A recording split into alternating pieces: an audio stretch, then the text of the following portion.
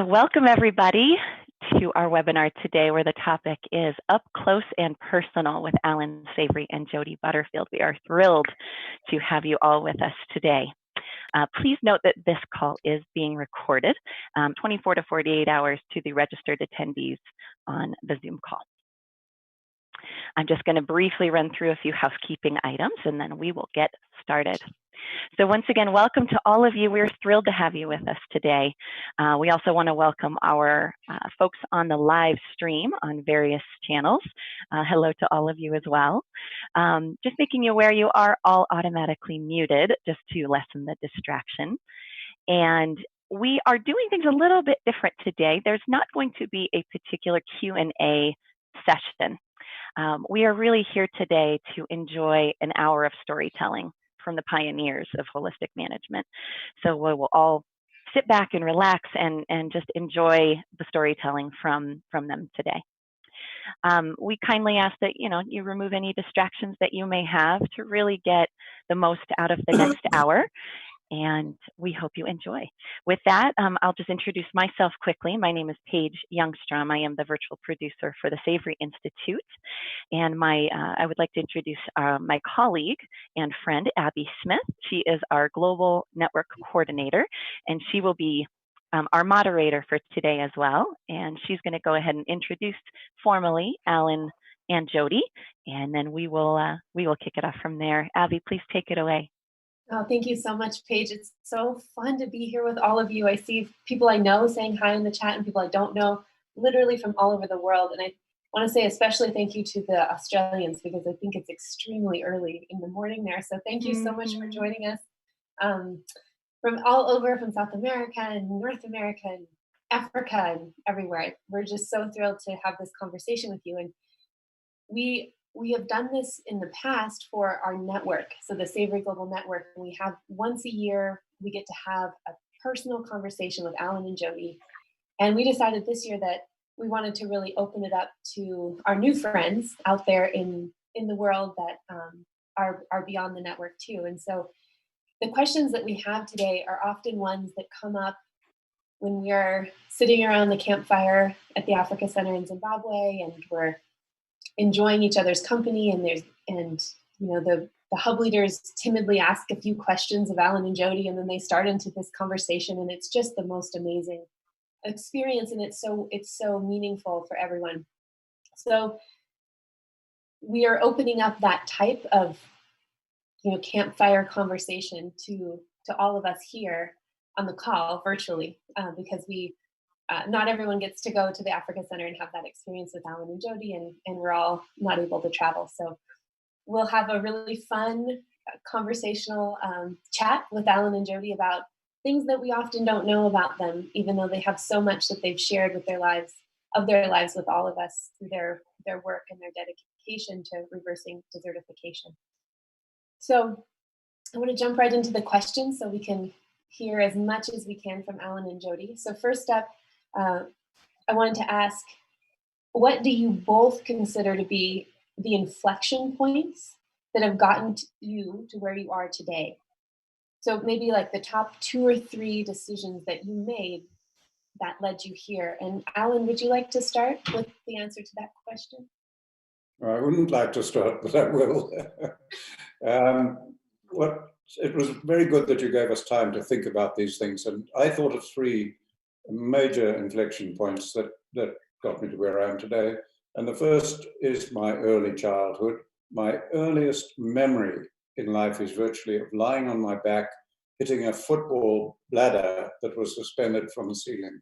I was 18 months on my back. They didn't know what was wrong. And apparently I had polio. And then I was dragging my leg around in arms. I was a cripple.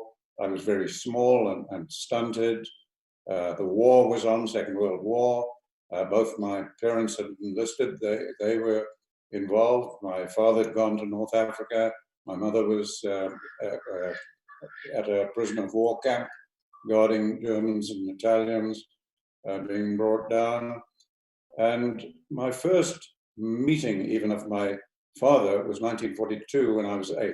And a gentleman with a friend I knew of our family walked into the school grounds. I looked out of the classroom window and wondered who this other guy was in battle dress. And then I was called out of the class, went out, and I was introduced to my father at 8 years old. And I had a wonderful, loving mother, but by the end of the war, she'd become alcoholic. And so really, by that time in my life, I know it now and I realize it, I had become extremely self-reliant.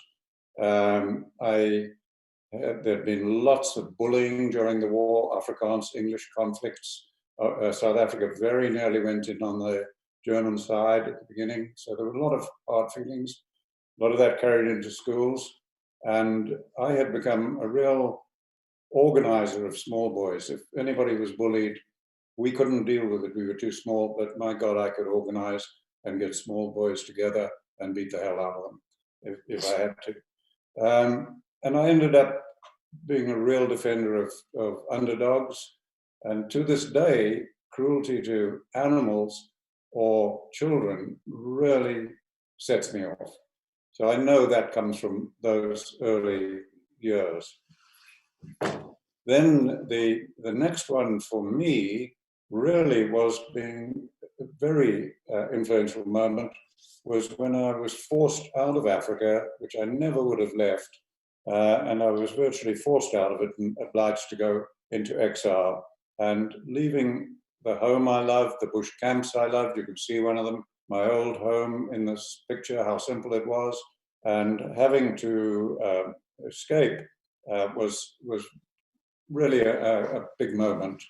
I knew there was likely to be action leading the opposition.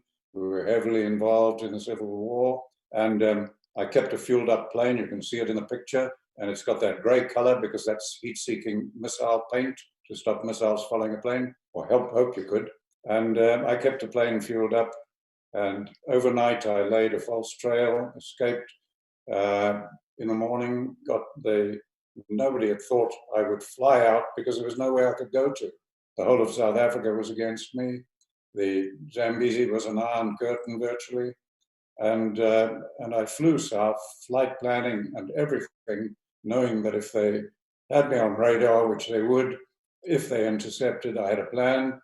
I flew straight into South Africa where they knew I wouldn't fly to if I was trying to get away, because the South African apartheid government was so against me.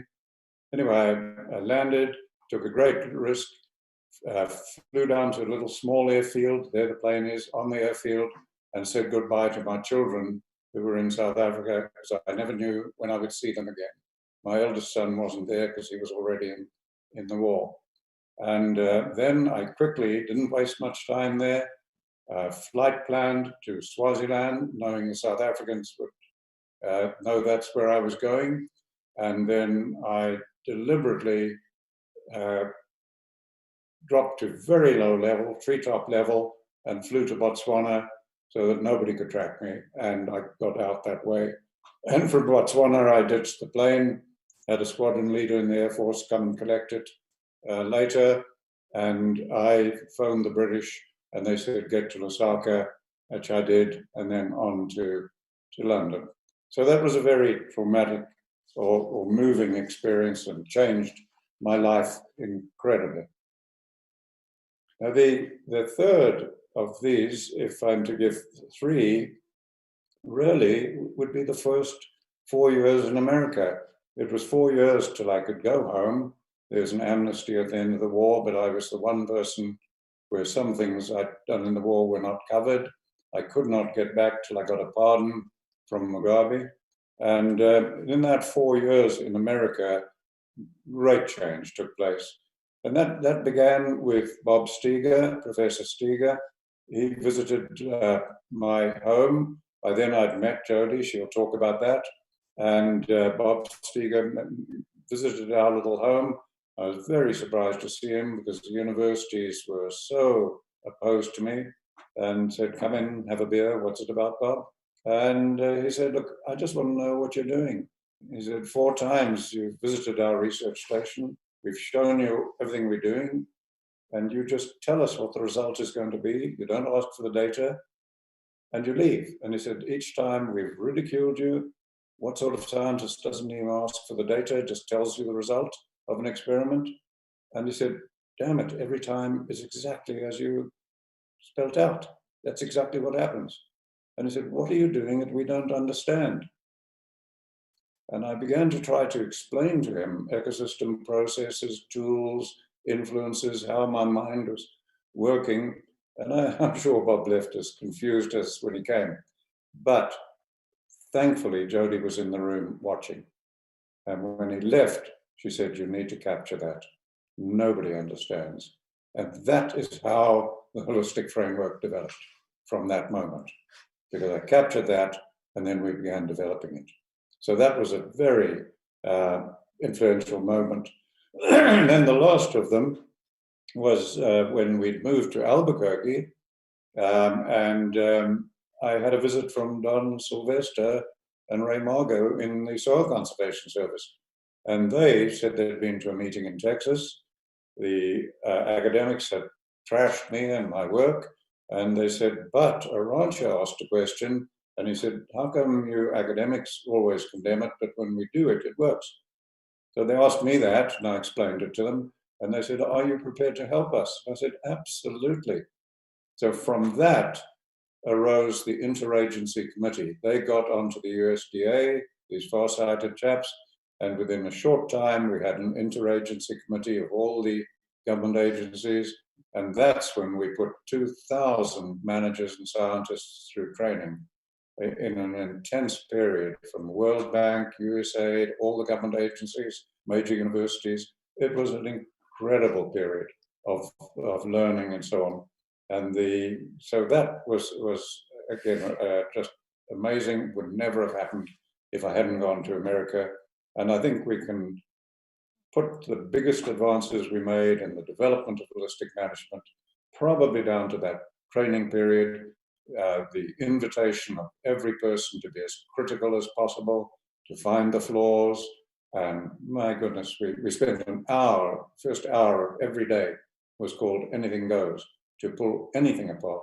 It was a wonderful period of constructive work. Anyway, so that's the three for me. That sounds like him. Thank you, Allan. Jody? Okay, well, I am really only going to choose three. We'll see. So I did choose three, and so mine are personal. My first big one was leaving the town that I grew up in, Salt Lake City, Utah, to go live overseas. I had lived there all my life. All my education had been there. I'd got a degree there. I was in graduate school there, and I said, there's more to life than this, and I had to see more of it. I was a big reader. I'd read lots, but I needed to be somewhere else too. So I saved up $1,000, which was my backup in case anything wrong ever happened to me, and I needed to get back home. So I had that, and I raised a budget at airfare by working while I was at university, and I had that all together, and I left, and I went to London. And I finished a degree there in American Studies, which was fantastic because the perspective I got was quite different. It was quite a jolt to know how other people viewed us. And one of the best things is I finally got an understanding of British humor, which I'd always thought was insulting. And it hurt my feelings so much, but I finally got it.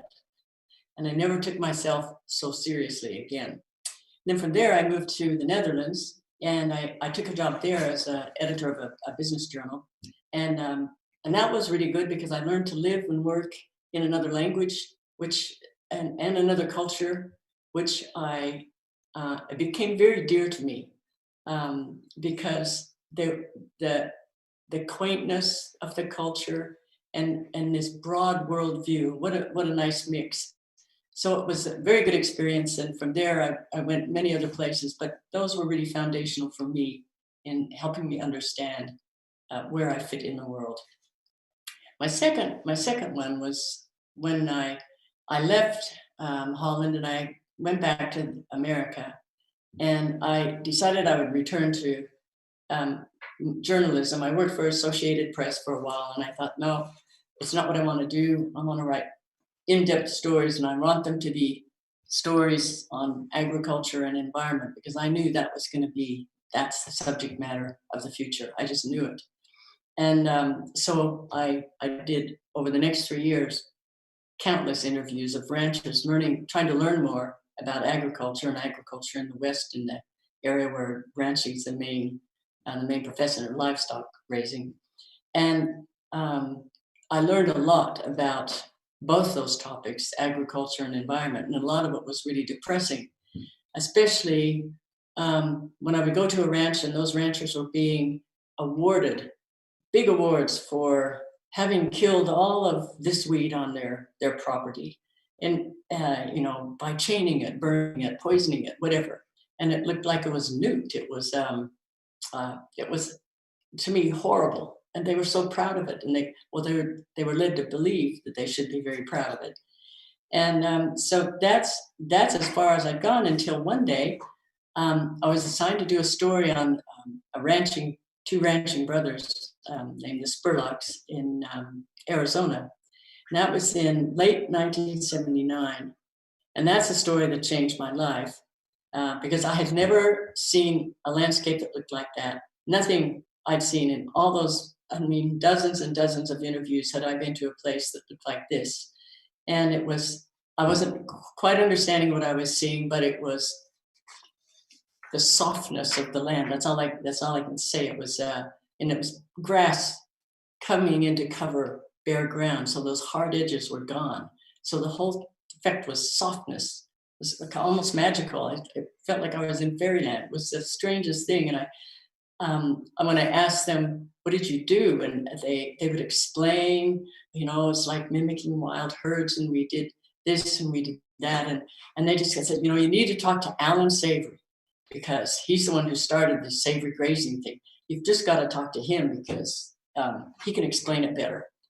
And, I thought he was in Africa. I didn't think I'd really have a chance. So I wrote my story anyway, but before I published it, turned out he was coming through New Mexico, and the Spurlocks had given him my phone number and said, you need to call her. And so he did. I about fell over, but I immediately arranged to have lunch with them.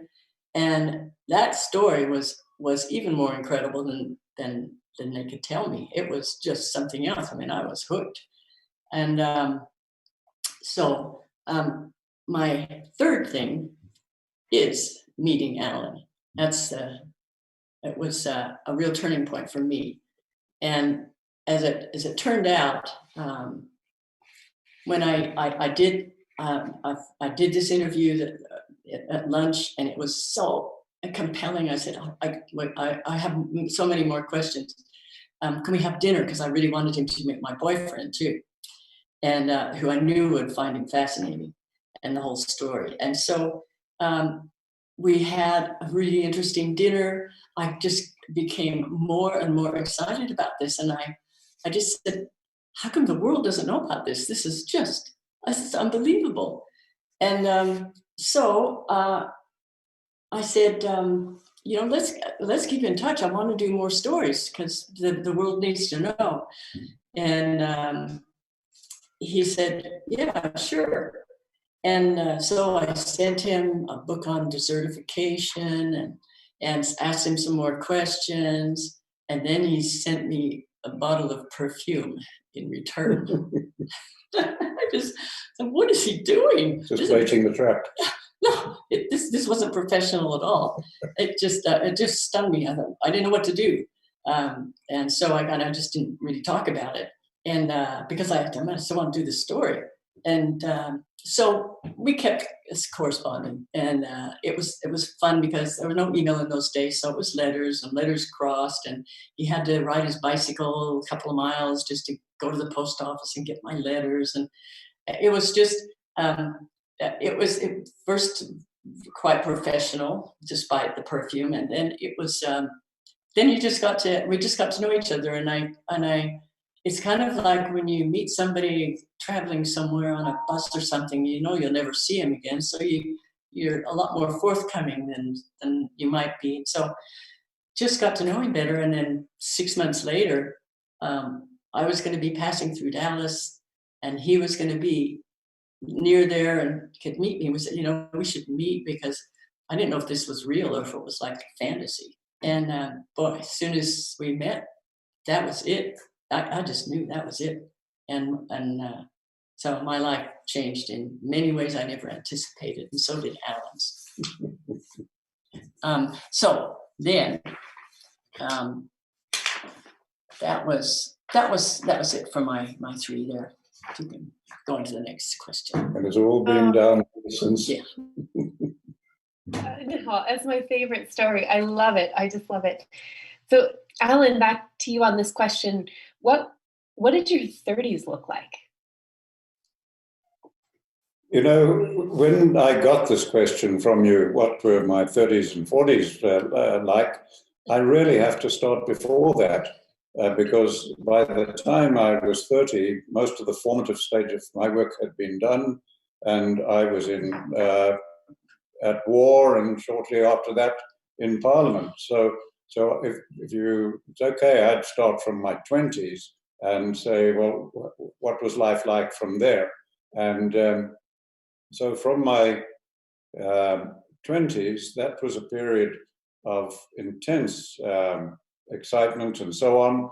I joined the game department when I was 20. They had a minimum joining age of 25. They made an exception in my case, and I joined. And so from that, I had 7 years as a research officer, game ranger, biologist, etc., and then had become an independent scientist, working on the problems because I considered I had to be. And so really by the end of my 30s, I was independent. I was managing farms, ranches, a game ranching company on about 2 million acres, myself and a couple of friends. At least I was consulting over 5 countries eventually, and I was commanding a small special forces in the war as well, and I was trying to raise a family. So it was a very, very intense period of my life, hard to sort out what happened, and always the same problem. Poor land means poor peoples, etc., violence, war. And so whether I was in the army or on my farms or on my ranches or consulting or in my plane flying to other countries, all I was doing was changing hats every day. I was just wearing a different hat, whether I was parliamentarian or consultant or whatever, because it was the same problem: poor land, poor people, political unrest, etc. Now, when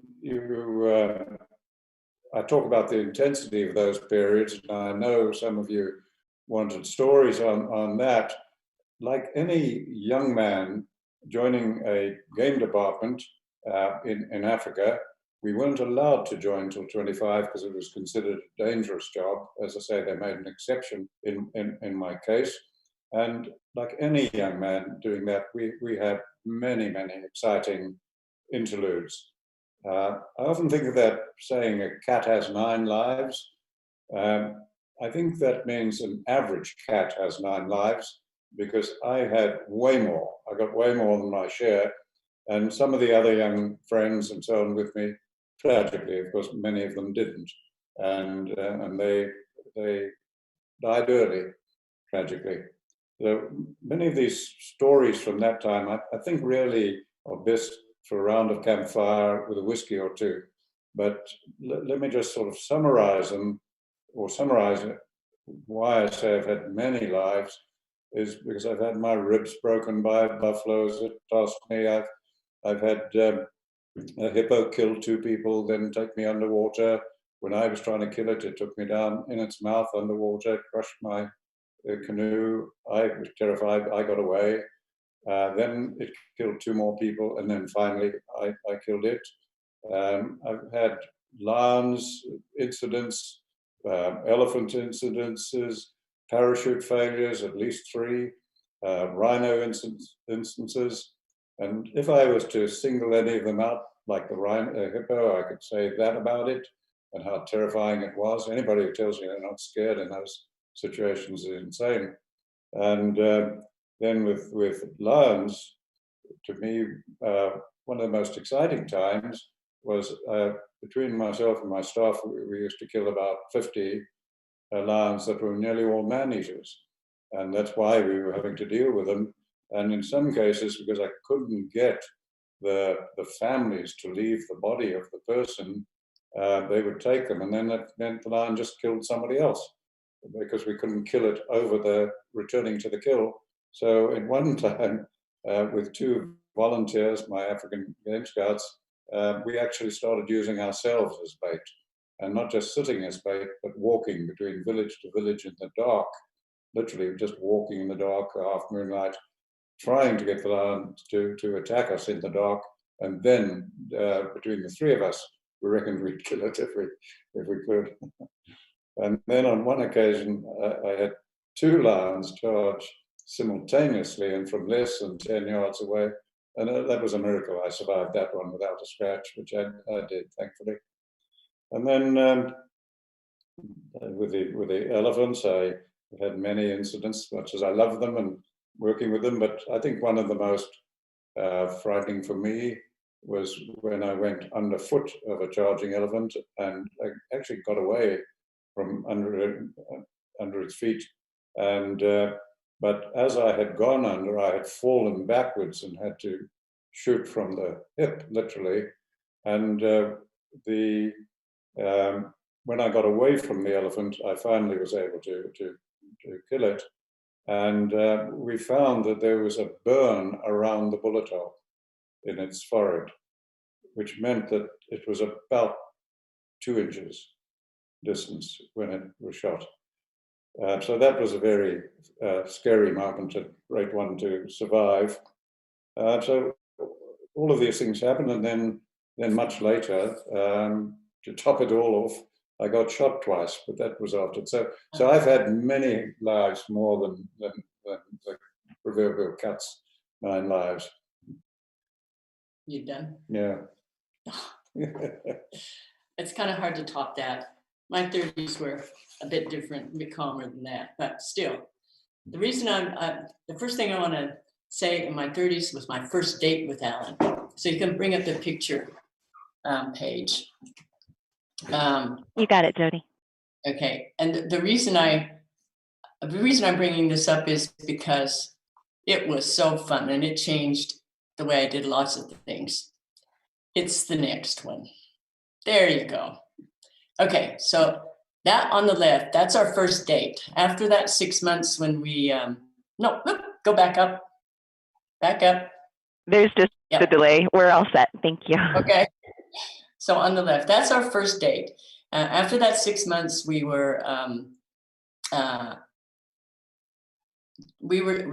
got together and said, let's have a date kind of thing. And so what we did is we went backpacking in Canyonlands National Park in Utah.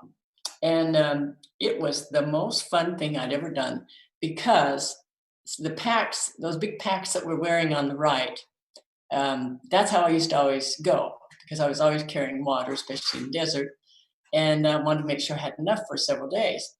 And Allan, I think he wore that pack for maybe a couple 100 yards, and he said, I'm not doing this.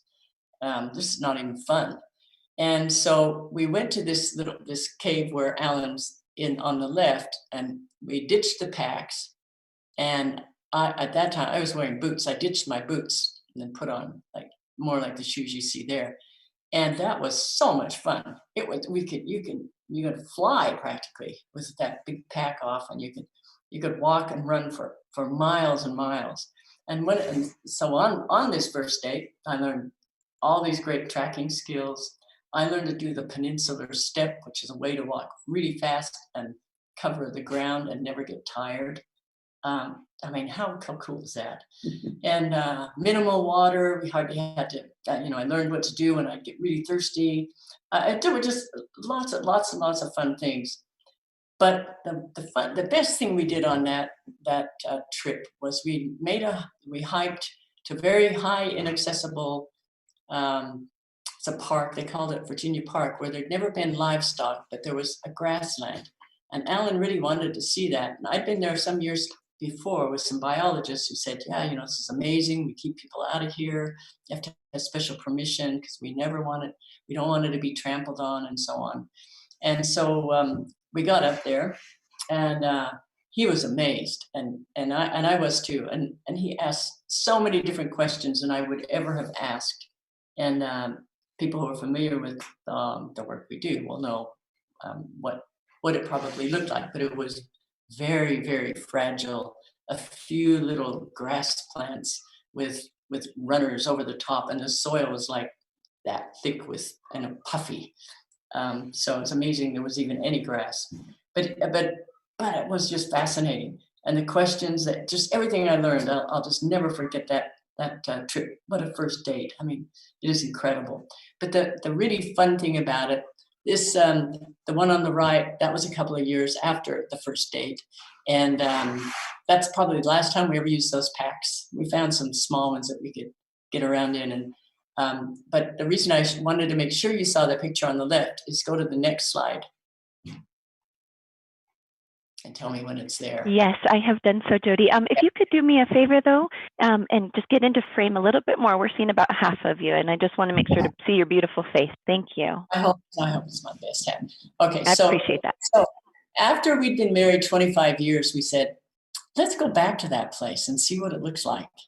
And we could not believe it. But see, on the left, Allan is holding the forked stick that we cooked our dinner on, our dinner steak that night, 25 years ago. It was standing up against that wall where we'd left it. And I'm on the right, and you can see a bit of fire. We dug down in there to see if we could find our old fire, and it was there, the burnt embers of our fire. You could see where it had come down, it'd been carried a bit by the erosion. And we just couldn't believe it, that we were quite overwhelmed by just that whole thing. And it had so many memories. You just think 25 years and all the things that had happened. It was very, very moving to us. So you can turn that one off. But the next thing in my 30s was a career change. My whole brilliant career was going to be a famous journalist writing about Allan Savory. But then I married him, and I also discovered that Allan had a harder time explaining things, or he had a hard time helping people understand. In that he would make point A, and then he'd jump to point F. And then people like me were still back at A, trying to figure out, how did he get to F? And so that's what I started working on. I started helping him explain to people like me who weren't getting it yet, because there were some things, some more information they needed in between. And the good thing is when I could say, wait, I don't understand it, he'd come up with these incredible analogies, like and they're all funny and they're clever and they make you laugh. And the one I'm thinking of is like the ones with, how do you understand cause and effect? Well, okay, the guy is hitting your head on the head with a hammer, and you get a headache. You might take some aspirin. That's the symptom. That's the effect. But you could stop it if you just address the cause, which is this guy hitting you on the head with a hammer. And there were dozens and dozens of things like that. He was so clever in the way he could explain things to make people understand that I was really glad I was asking the questions.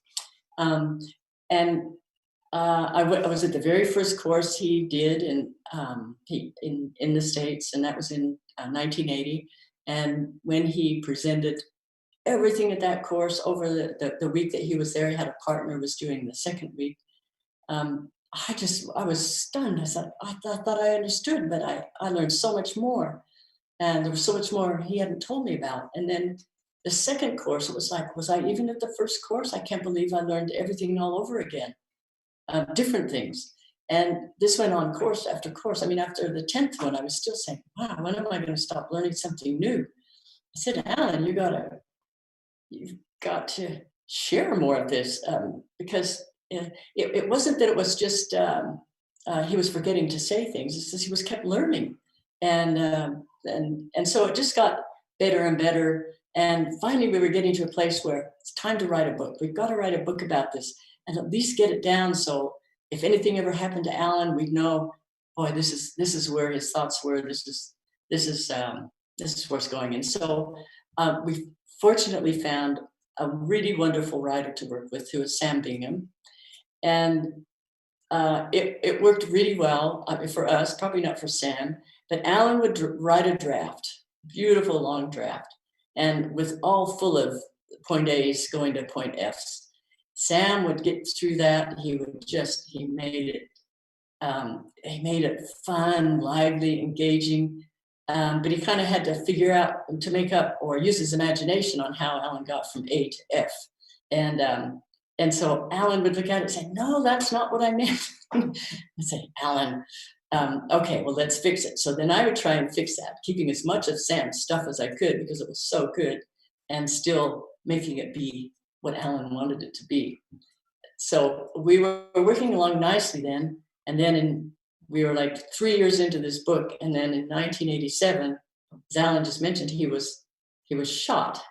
And I was thinking, oh, we're never going to finish. He's going to die, and the book's not.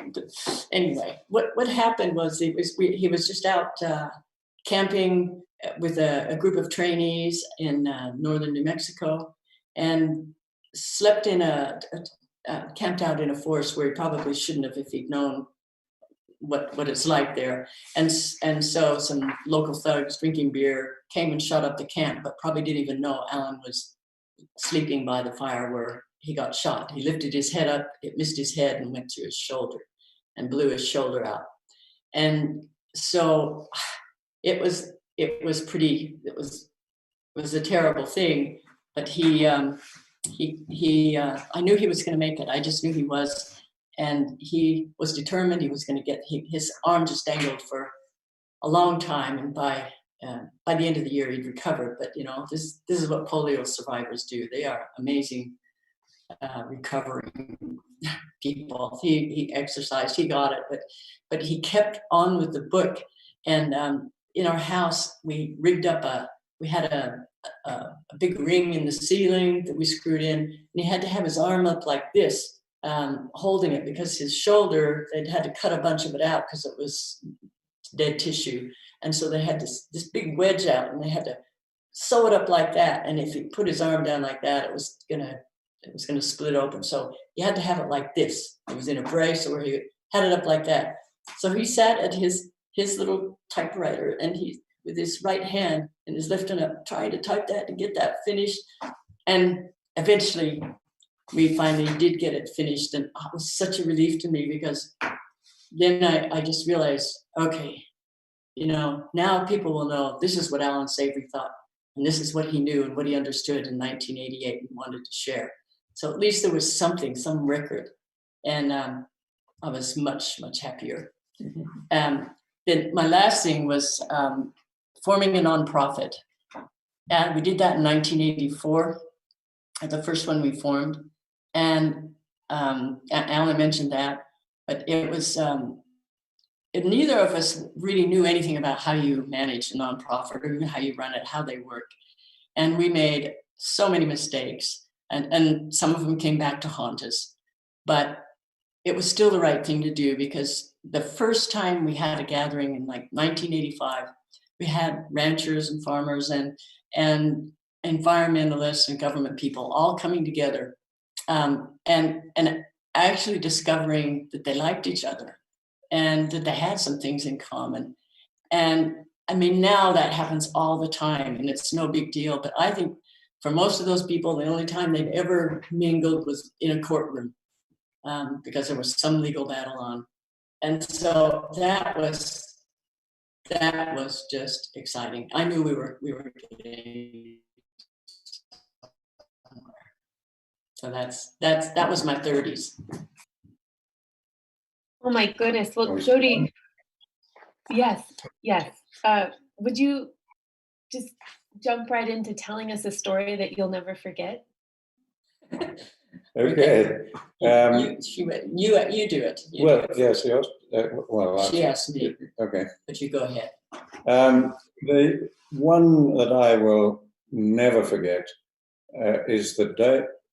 Bear in mind, I was brought up in Africa, idea of colonialism, Rhodesia, Southern Rhodesia, Northern Rhodesia, etc. We were brought up as white paternalists. So I was white in Africa. My family had been in Africa a long time. My grandfather, when he died, two of his servants were at his funeral. One had been with him for 72 years. The other one was still regarded as a new boy. He'd only been 54 years with my grandfather. And so we were paternalistic. And essentially, our role was to lead. And that was sort of colonialism, that period. So you have to view it at that time. Now, there was a day and a moment when any taint of racism ended for me, totally. And what had happened was I was 20 years old at the time. I was dealing with problem elephants. We had had some elephants raiding. I had two Africans with me, game scouts, or guards, as we call them, and one cook in camp. We heard the elephants at night. At dawn, we were on their tracks, and they just got moving. And so we tracked that small herd of elephants for 11 hours and caught up with them at 4 o'clock in the afternoon. I judged that it was too far from the scene of the crime to shoot them. So I just fired a shot over their backs to let them know they'd been followed, and off they ran. Now we had to go back to camp. We'd had no food, no water, 11 hours out. And so we started back for camp. We had no meat back in camp, very little food. So I shot a reed buck and said to the two guys with me, I said, let's just cut off the meat we need and let's get moving. We've got a long way to go. It's going to get dark. And I'd all my life from very young given orders to servants and people in Africa and always been obeyed. And they turned on me. And they just said, no, we are men. We're in the game department. We do not leave meat in the bush. And it just hit me between the eyes. Oh my God. These guys are as proud as I am. They're exactly like me. They're not going to go back into camp and say to the cook, when he says, where's the rest of the reed buck? That's a 150-pound animal. And you've got a few pounds of meat. Where's the rest? Oh, we left it in the bush. They're not going to say that. They're going to carry it back. So literally, my attitude changed then. I said, right, got it. Put a pole between its legs. We did it. I said, pick up one end. One of them did. I picked up the other end. And I said, let's go. We had heavy rifles to carry as well. And I never put that reed buck down until we got into camp. Every half hour or so, they said, can we rest? I said, yeah, you can rest a bit. And they would change place. Then they would say, could they change place with me? I said, no, we're in the game department. We don't stop. And we did not stop till we put it in camp. My shoulders were aching. They were numb. I had a splitting headache. But I was not going to stop until we got to camp way after midnight. And my life changed. Whew. Okay, do you want me to go on with mine, Abby? There are so many stories I could have told. This is really hard because I won't forget a whole bunch of them. I mean, we've been in an ocean with giant waves and capsized our boat and had to swim back and we ran into a herd of buffalo one time that had been spooked by lions and for fun, because that's what Allan does for fun. And so many things I won't forget, but so I thought, okay, what's a different one? And it was a time that we flew our little Comanche single engine airplane to the West Indies. It was the last trip that we did to the home we were about to sell there, because that's where Allan had first gone to exile. And so, as everybody knows, or every pilot knows, as soon as you are flying over water and you can't see land anywhere, your engine starts running rough. And so, of course, ours did. But then, like halfway through the Gulf of Mexico, we lost all the electricity, the generator gone. And so that's not it's a big a deal. I mean, the plane's not going to crash. But why it is a big deal is because you lose your instruments. And at that time, the only navigation, that was really safe, there was a thing called a Loran that ships use at sea, and they just made them available for planes. So that's why we felt safe. We could fly across there. Well, that went because there was no electricity. And so we had to fly by dead reckoning, just like, in the old days, like, all those famous pilots who flew across the oceans. And it's real, if you know flying, you know that if you tip your wings just slightly, you're actually turning. And there are just so many things you can do wrong. And then you look at your compass, but it turns out that the winds are really pulling you this way, and you don't know, because flying by dead reckoning, you have to estimate. So we were flying, and it's a beautiful blue day, and it's kind of misty, and you cannot see where the sky ends, the water begins. You can see why people get disoriented and end up flying backwards, upside down, because it's just solid blue everywhere.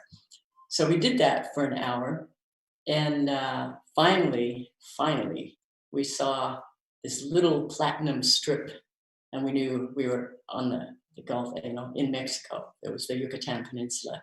And so we landed, and all was good.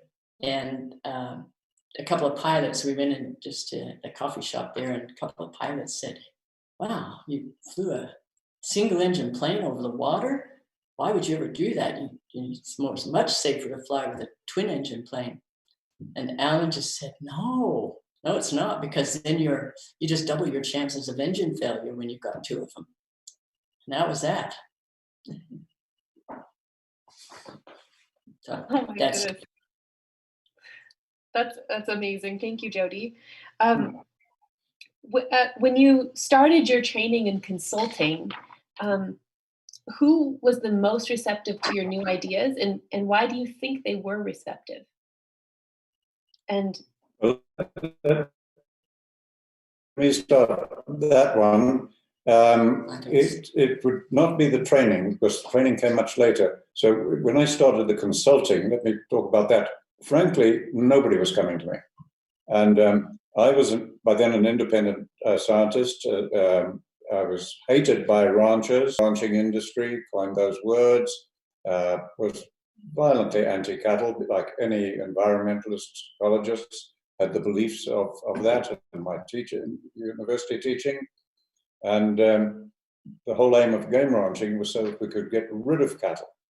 Now, in that environment, there was a knock on my door in Bulawayo, where I was living at the time, in the cities, and it was an old ranching couple, Edward and Evelyn Rushmore, old Bulawayo ranching family, lovely people, and they'd come to see me, and I said, "Come in and have some tea." I was very surprised they would come to see me, because they were well-established ranchers, and I said, "What is it about? Why have you come to see me?"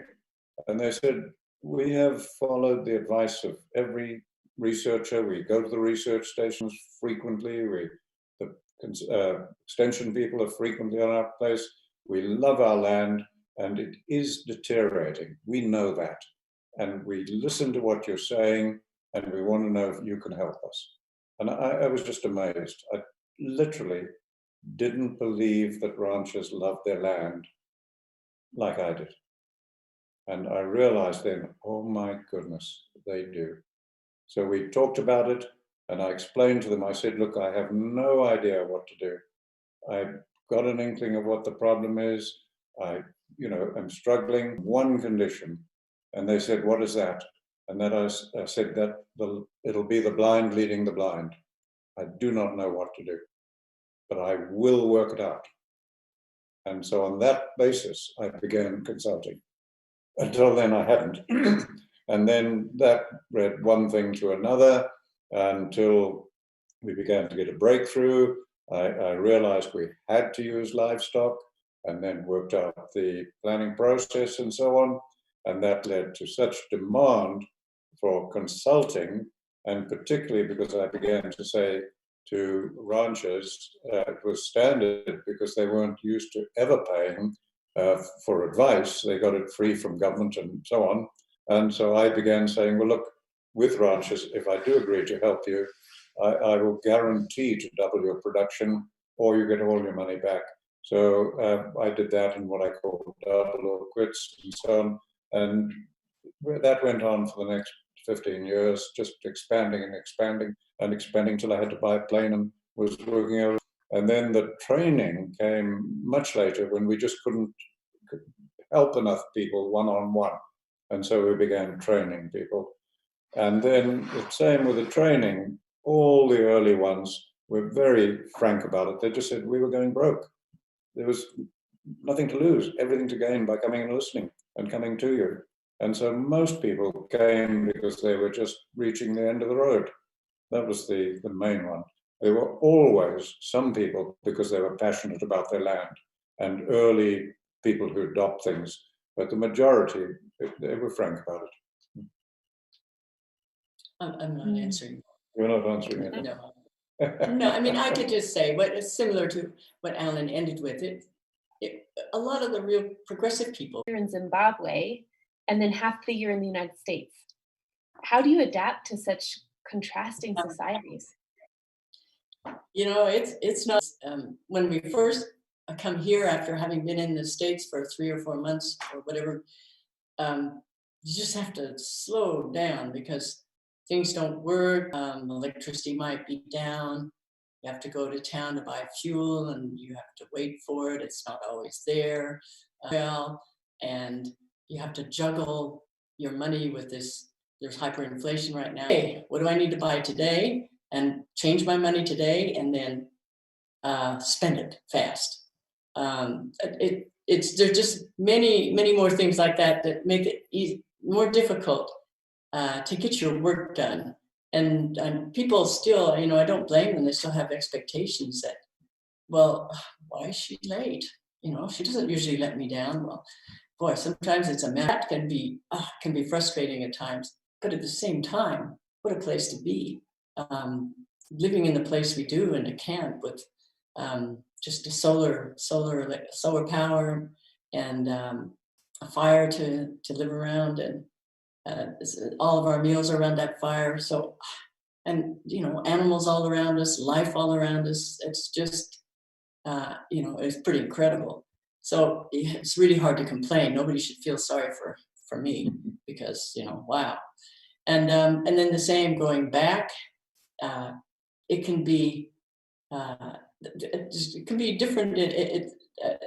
I would say it's probably a bit easier going back, but it's keeping track of everything. You know, when you have 2 homes, anybody would know it's what did you leave? And you left this tool in that workshop and the other tools in the other workshop, and it's hard to remember where. But the best thing is we have such a great team that we work with in the States. We have, I mean, I just love the people we work with, and it's so much fun being there. Anytime we're together, I just feel this love oozing out of me. It feels so good. And it's the same here. I just love the people we get to work with. I miss them when we're gone. And so really, we get the best of both. It's not a bad thing at all. I really enjoy it. At some point we won't be able to do it anymore, but right now it's really good. It is so wonderful. Thank you, Jody. And I feel that same love for the people on the Savory Institute team and the amazing team at the Africa Center. So we're so lucky. Thank you so much for your time and